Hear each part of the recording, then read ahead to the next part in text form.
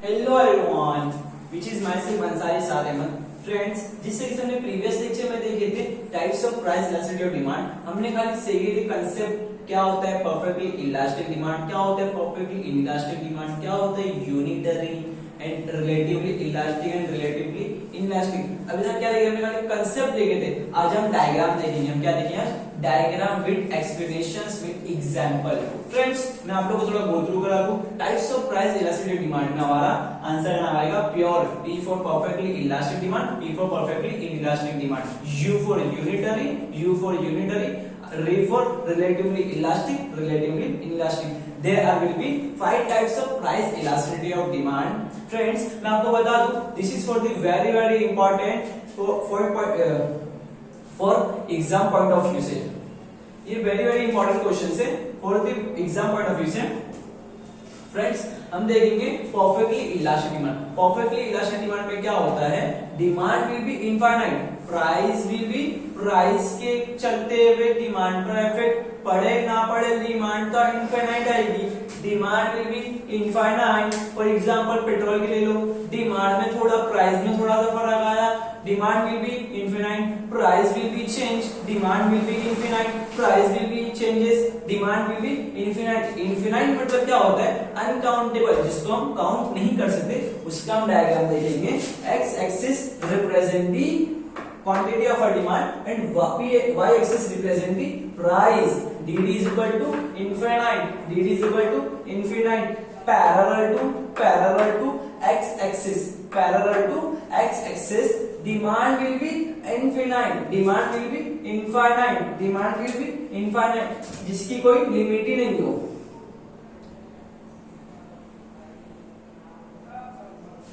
गिनते जा रहे हैं, इसकी डिमांड की कुछ लिमिट नहीं होती, उसको हम क्या कहते हैं? Perfectly elastic demand, perfectly elastic demand. Then हम नेक्स्ट टॉपिक पे जाते हैं, नेक्स्ट टाइप पे जाते हैं। P for 2 points, P for 2 points, perfectly elastic, perfectly inelastic, perfectly elastic, perfectly inelastic। perfectly inelastic demand में क्या होता है friends? Demand, price will be changes, demand will be same, price will be changes, demand, price will be changes, demand will be same. Price के चलते demand पर effect नहीं पड़ता, price के चलते डिमांड पर इफेक्ट नहीं होता है, उसको हम कहते हैं perfectly inelastic demand. Perfectly elastic demand हम क्या देखे थे? प्राइस में थोड़े वो चेंजेस आने की वजह से डिमांड में बहुत सारा आना चेंजेस, डिमांड पर बहुत सारा चेंजेस आ गया।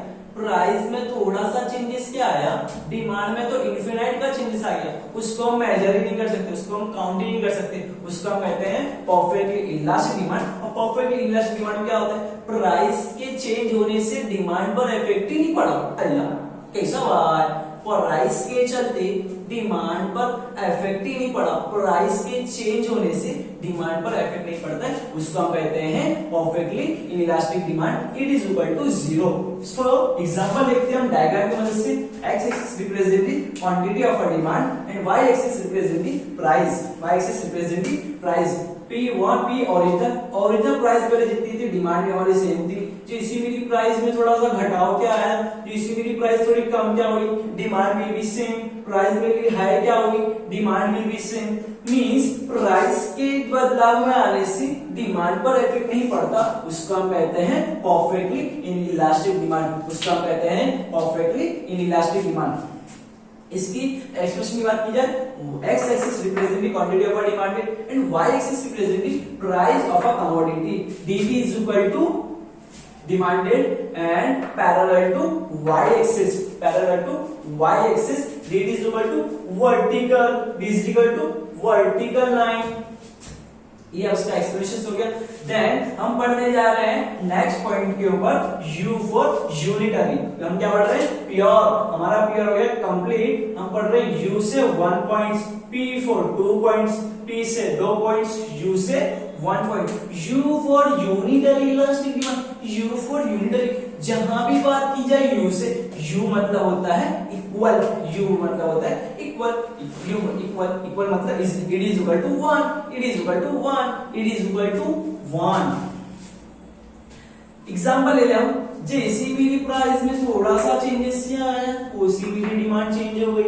जितना प्राइस में चेंज आए उतना डिमांड में चेंज आए, जितना प्राइस में चेंज आए उतना डिमांड में चेंज आए, उसी को हम क्या कहते हैं, you for unitary elastic demand. इसकी एग्जांपल ले लो फ्रेंड्स में, फॉर एग्जांपल 50% प्राइस चेंज हुई और 50% मेरी डिमांड भी चेंज हो गई। एग्जांपल ले लो, percentage change in quantity divided by percentage change in price. ये फॉर्मूला हमारा पुट कर दो 50 1 50 ed इज इक्वल टू 1। इसी को हम क्या कहते हैं, यूनिटरी इलास्टिक डिमांड।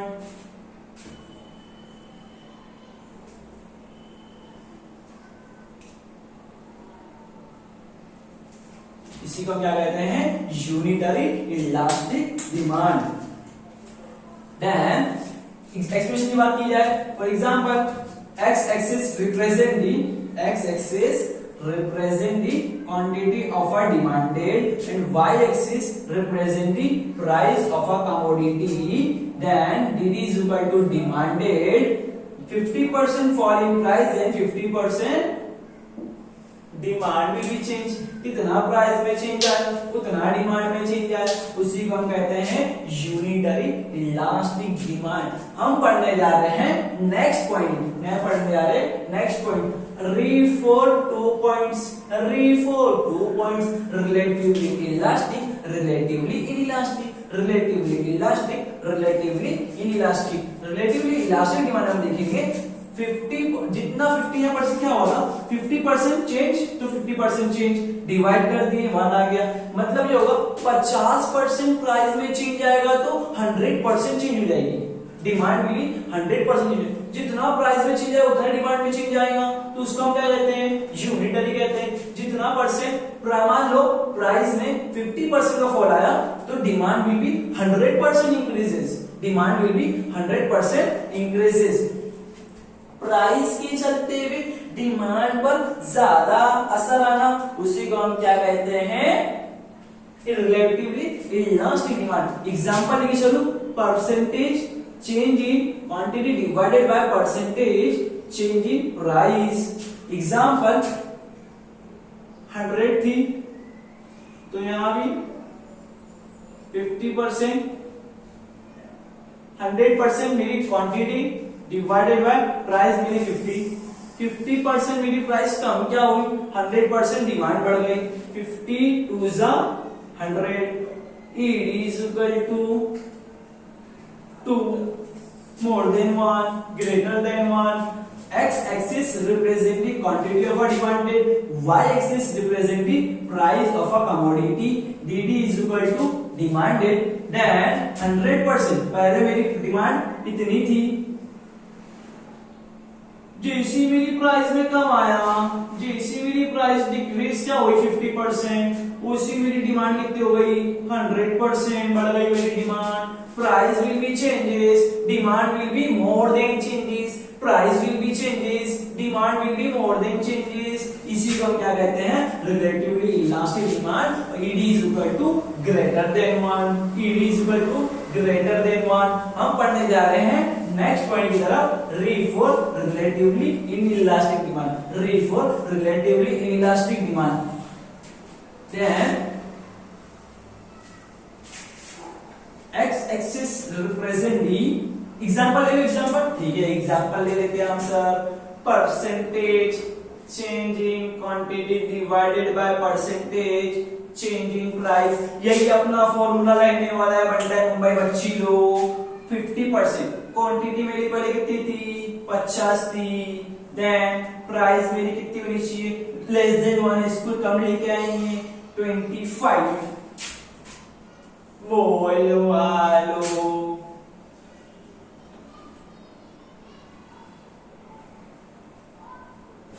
समझ में आया बेटा मुंबई बच्चे लोग। जैसी मेरी प्राइस में थोड़े बहुत चेंजेस क्या है, उसी मेरी डिमांड कितनी हो गई, ज्यादा चेंज हो गई। प्राइस में थोड़े चेंजेस क्या है, डिमांड उसी मेरी क्या हो गई, यहाँ पर कम, यहाँ क्या हुई थी, ज्यादा चेंज हो गई थी, यहाँ क्या होगी, कम। 50 कट होने वाला है क्या, डिवाइड कर देंगे, इसको लेके आएंगे 50 अल्फाबेटिकल में, कितना आ जाएगा यहाँ पे 0.5, ED is equal to 0.5 answer आ जाएगा। तो यहाँ क्या होगा, जितना परसेंट बढ़नी थी 25% क्या हो गई, लेस में आ गई, 25% और कम हो गई। जैसी मेरी प्राइस में थोड़े से चेंजेस क्या है, प्राइस 1, मेरी price will be decrease and demand will be 25% fall in the demand and 100% fall in the price, demand will be 25% fall। Price में थोड़ी सी बदलाव क्या है, डिमांड 50% बदल गई, 50% less than price will be changes, price के change होने से demand will be less than changes, demand will be less than changes, इसी को हम कहते हैं less than, greater than 1 relatively elastic, less than 1 relatively inelastic, greater than 1 relatively elastic, less than 1 relatively inelastic demand। I hope you आप लोग को diagram देख के पूरा तरीके समझ में आया रहेगा फ्रेंड्स। हम एक बार तो वापस से रिवाइज कर ली जाए, परफेक्टली इलास्टिक, प्योर से 5 types, there will be 5 types of price elasticity of demand, P for perfectly elastic demand, P for perfectly inelastic demand, U for unitary demand, U for unitary elastic demand, R for relatively elastic, relatively inelastic, P for 2 points, R for 2 points, P for 2 points, R for 2 points, P for 2 points, 2 plus 1 plus 2 equal 5। There will be 5 types of price elasticity of demand। Friends, it is will be very important। आप अपने text book में highlighter के help से highlight कर दो, it is very important for the board examinations। I hope you आप लोगों को मेरा लेक्चर समझ में आया रहेगा। Thank you so much to all of you।